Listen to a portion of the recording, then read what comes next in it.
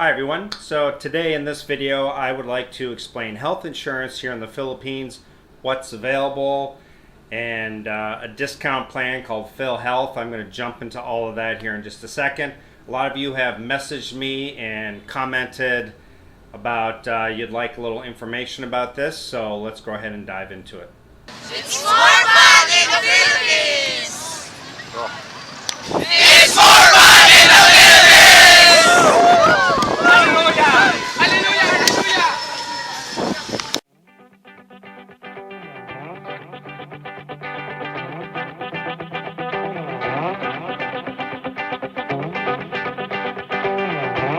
Okay, so two options in the Philippines. You have private or public health insurance.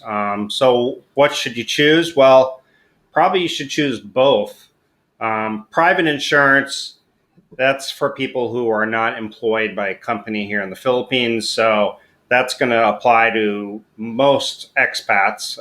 I worked for a couple years and I had the public insurance with my company. But now that I'm no longer working in the Philippines, then private insurance is what I need to go with.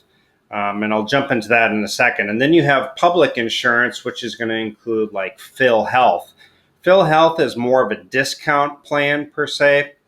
And you can see that here. It usually runs you about 3,600 pesos a year. And see that right here. So 3,600 per year. And that comes out to about $75 a year, which is nothing. It doesn't cover a great deal. It covers a little bit. Like I said, it's more of a discount. So what you want to do is you're going to want to get private insurance. Now, private insurance, there's going to be some major ones that I will go over. Some of the major carriers in the Philippines are going to be like Phil Health, like I mentioned. You got Medicard, Philippine Prudential, Sun Life, MaxiCare, Caritas Health Shield. Now, I'll scroll those across the bottom so you can see those.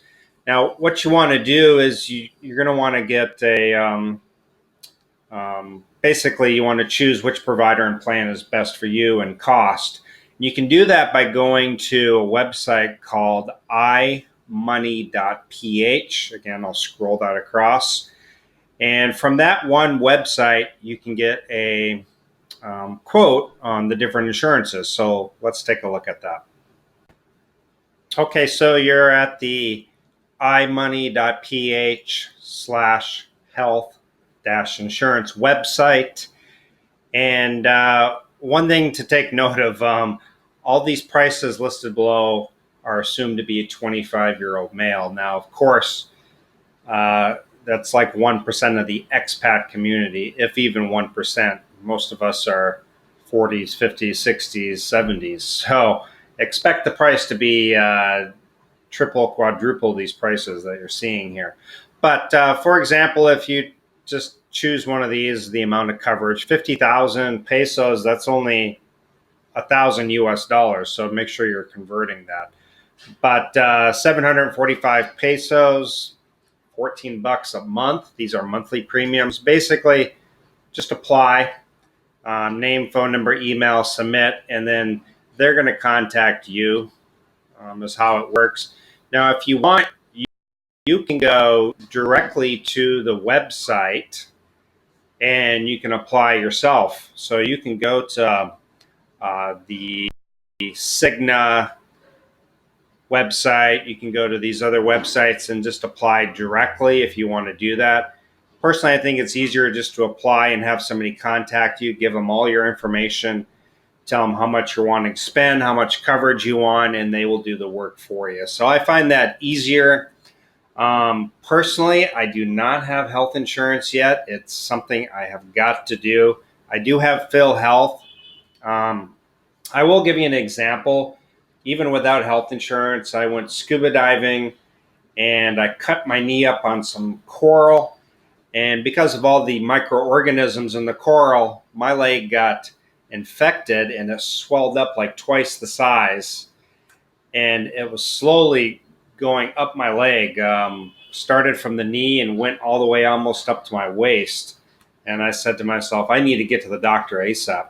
So I went into the emergency room, and so an ER visit,